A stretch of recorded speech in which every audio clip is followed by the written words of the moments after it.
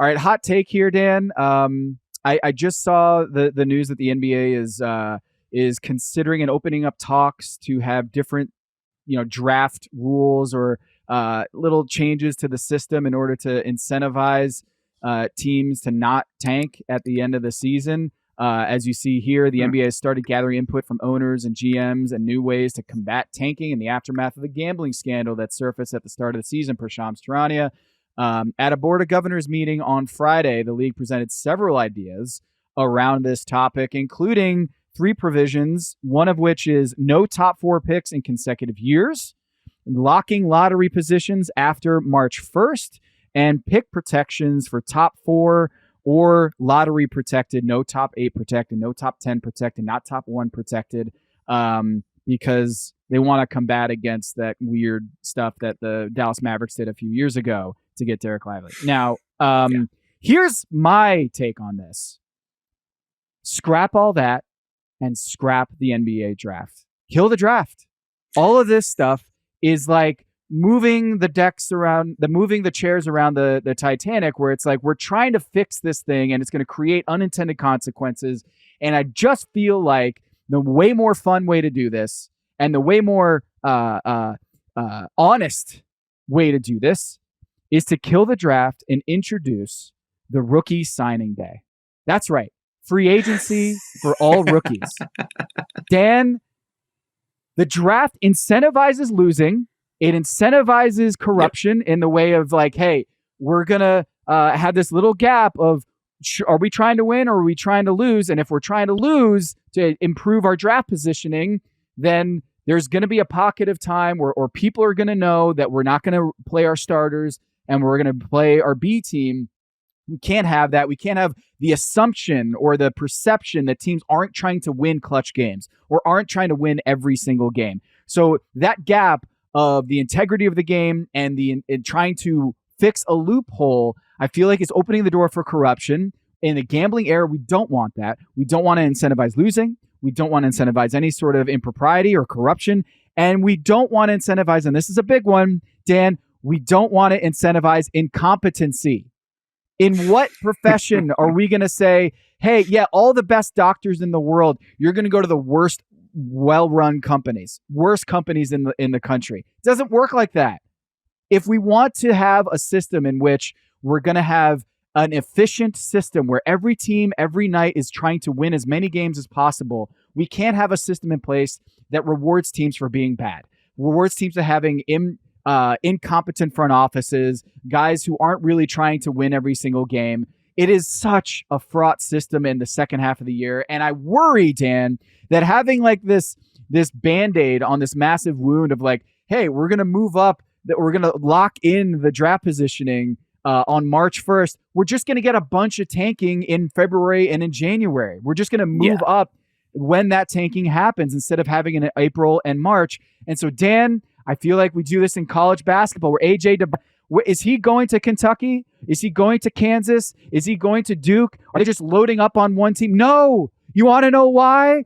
Because money matters. System matters. The opportunity matters. AJ DeBonsa might have chased more money or whatever it is at BYU, but he's also wanting to get the ball all the time and not have to play second fiddle or third fiddle to other stars. And so people are like, oh, if we kill the draft, then all of these teams are going to just load up with the best players. And I'm like, nah, man, we see it in college basketball. These guys want their own team. They want the money. They want to take care of their families. And so here's how you do it. Rookie scale, contracts out. But what we're going to do is rookie exceptions, basically cap exceptions for the losingest team. So like the bottom feeders in the league, they can sign rookie and incentivize rookies to come to their team with more money. So it's not just about we are the worst team, therefore we are guaranteed to get Victor Wembanyama or guaranteed to get AJ DeBonsa or guaranteed to get Cooper Flagg. You have to present these rookies, incoming rookies, with a plan. You have to present them with a future, a process, some sort of pitch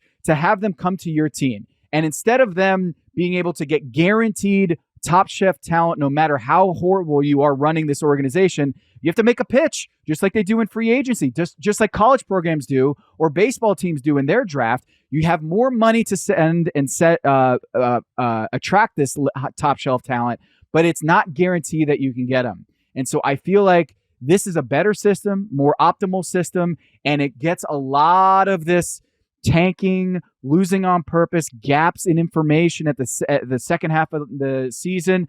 Yeah, there are some things that we need to tie up in this situation. I'm sure there's a bunch of people who are watching this like, what about this and what about that?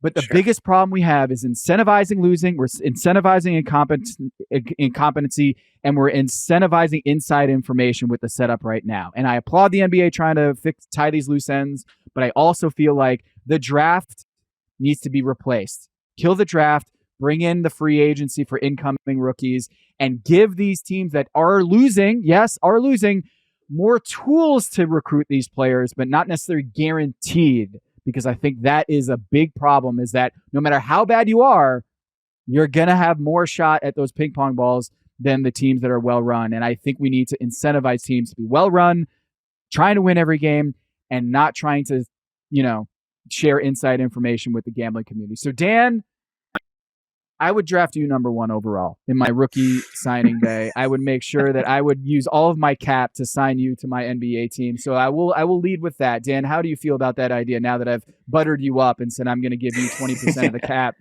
as a rookie?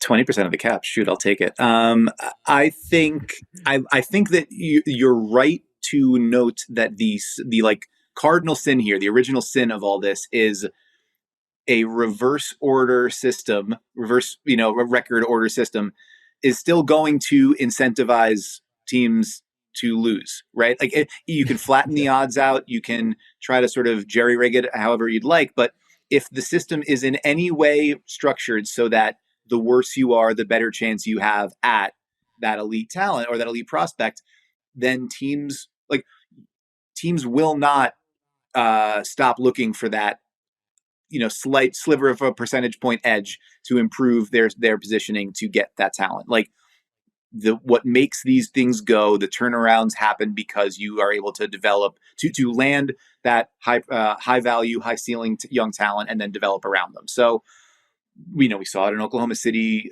we saw it in San Antonio, we've seen it time and again. Like you get those guys, and that's what can change everything. So if you're not going to adopt a dramatically reoriented system for running the draft, like Mike Zarin's wheel concept from a million years ago, where it was like, we completely divorce where you are in the standings from your pick. Like it's just every 30 years it rotates. And like this year, you're a 16 pick, no matter what, this year, you're the number 1 pick, no matter what. It has nothing to do with whether you were good or bad. That would at least theoretically incentivize you to be good no matter what, because it's not going to have a bearing on where you pick. Or a concept like tombstone wins. I know people have talked about over the years, where the idea is like the day, based on something, some date, like the day you are eliminated from playoff contention, the more wins you stack up after that point improves your draft odds, improves your lottery stock. So like rather than having March or February or whatever be the dead zone for you, where like everything past that point just doesn't matter, the better you do after that point gives you a better chance of raising up there. So those are the kinds of, and those are like pretty radical ideas that the league has considered things like that, and has to put this point not moved on any of them, preferring, as you sort of put it, like band-aids on these solutions, are like plugging a finger into a dam every time a new leak springs up. And I think, to me, like the more complicated and Byzantine and arcane all these things get in an era where we are operating with multiple aprons that have a wide variety of punishments and penalties that go along with it, that I think your average fan gets extremely confused by and frustrated by. And when I say average fan, I also mean average writer covering this stuff, to be honest. Like I have to look up what the penalties are and the punishments are, and like memorize. Like it's not exactly flowing off the tongue. Right, and it changes every year. Right. So which is the other thing. Like you flattened out the lottery odds how many years ago? You've seen there has been a significant change in the way that the top, like you have teams that finish 10th or 11th in the odds leaping up to the top of the draft. Like there have been sea changes in the way all this operates, and we're seeing them year over year. And now, like a handful of years into it, you're saying now we're going to change it again. And so to me, like I hear your point, I think I mean, not to be, I don't know if this is like too cynical, but like the league loves the draft, right? Fans like the draft. The league loves the idea of it is a bright made for TV broadcast that is now split up over 2 nights. Asked for by whom, I'm not entirely sure, but now that's what it is. But And we could do a sorry, go draft ahead. night in the sense of like the idea of having a player choose his team on national TV. Like that element of like we don't know who's the team's going to draft. We just flip it, and it's like National Signing Day in college sports, where it's like we get to see who Cooper Flagg decides he wants to go play for in a way that creates so much drama. You saw LeBron's decision. What if every incoming rookie, or at least the top 10, whatever you do, has a decision to make, and it would be such great theater, and teams would be disappointed, and you would see like instead of just like the draft lottery, which is super awkward television and they have to draw it out into the last minute, it's not the best TV product. But at the end of the day, if you had all the teams basically vying for these top shelf talent on live television, that's an awesome TV product. Like no one is sitting here being like, college sports, there's not enough content around college sports. Like they should do a draft. No, the way that they do it is super exciting and super controversial, and it creates a ton of buzz. And the NBA draft, I feel like has fallen off in recent years. And I don't think that it's necessarily a great thing that we have so many gaps and slack in the tanking problem. It could be solved if we just move away from this, what I think is an outdated model in the NBA draft. And Amin Al-Hassan, he brought this up on ESPN a few years ago, is like getting rid of the NBA draft would solve so many of the league's issues, and moving towards this cap-based rookie exception model. If the Utah Jazz could offer AJ DeMonsa 20% of the cap and the San Antonio Spurs could only offer 10% of the cap, who do you think he's going to sign with? And Cooper Flagg.